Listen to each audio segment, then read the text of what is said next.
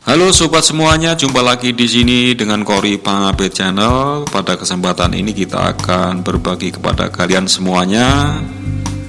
Kita akan mereview sebuah candi yang berada di selatan kota Tulungagung, yaitu Candi Dadi. Letak Candi Dadi tidaklah jauh dari lokasi Candi Jungko, Candi Gayatri, dan Gua Selo Mangkleng. Candi Dadi yang terletak di desa Wajak Kidul, Dusun Mojo, Kecamatan Boyolangu, Tulungagung, Jawa Timur ini memiliki keunikan tersendiri. Candi Tunggal yang berada di puncak bukit ini juga menyimpan kisah misteri yang melegenda dari mulut ke mulut. Candi Dadi berada pada ketinggian 360 meter di atas permukaan laut dan berada di tengah areal kehutanan RPH Kalitawir. Sebenarnya Candi Dadi merupakan bagian dari komplek percandian, karena desa Wajak Kidul bagian selatan ini merupakan perbukitan. Pada 4 puncak perbukitan tersebut masing-masing terdapat satu buah candi, dan Candi Dadilah ada pada puncak yang tertinggi. Pada puncak lain terdapat Candi Gemali, Candi Buto, dan Candi Urung atau Candi Bubrah, sehingga membentuk deretan candi dari yang paling rendah ke yang paling tinggi, yaitu Candi Dadi. Kondisi candi-candi itu sekarang tinggal puing-puing yang berserakan, hanya tinggal Candi Dadilah yang berdiri kokoh. Candi Dadi merupakan candi tunggal yang tidak memiliki hiasan dan arca.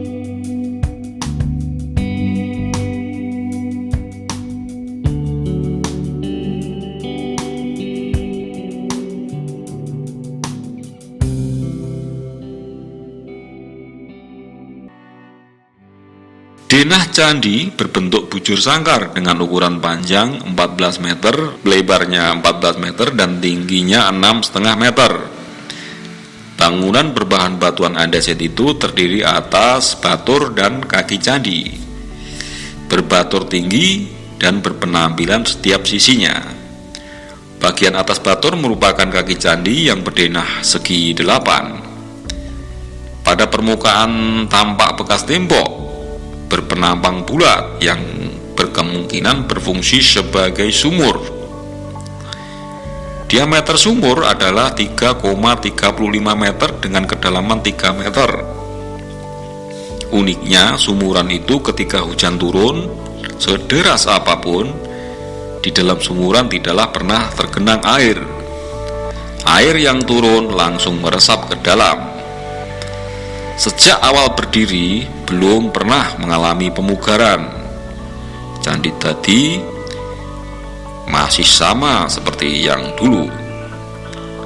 Penelitian terhadap Candi Dadi pernah dilakukan oleh beberapa ahli purbakala, yaitu P.J. Vet tahun 1878, Hopperman tahun 1913, N.C. Krom tahun 1915, dan tahun 1923. Dalam laporan Belanda pada abad ke-19 disebutkan adanya kelompok bangunan candi yang jumlahnya 5 di lereng utama Pegunungan Wajak atau juga disebut Pegunungan Wali Kukun di Tulungagung. Candi Dadi merupakan salah satu dari 5 kelompok candi tersebut, tetapi sekarang ini hanya Candi Dadilah yang masih tersisa, sedang yang lain sudah tak berbekas lagi.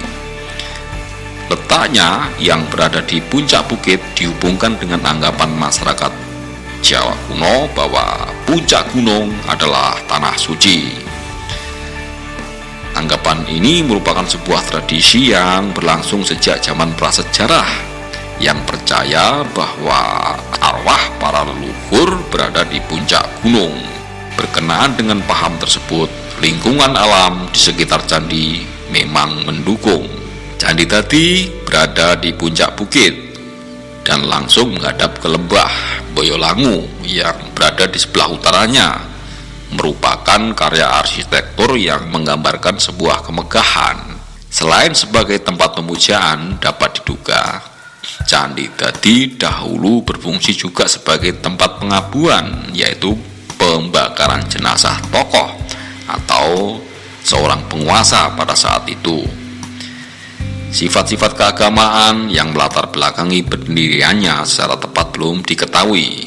Hal tersebut disebabkan tidak ditemukannya data yang mampu menunjang upaya pengenalan secara langsung.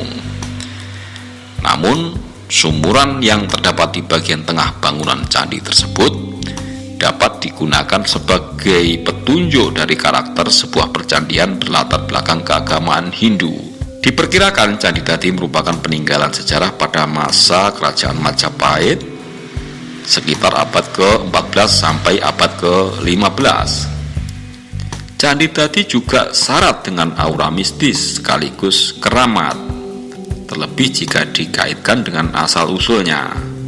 Konon pada dahulu kala ada seorang pangeran yang sengaja datang ke desa Kedung Jalin untuk melamar seorang putri cantik jelita.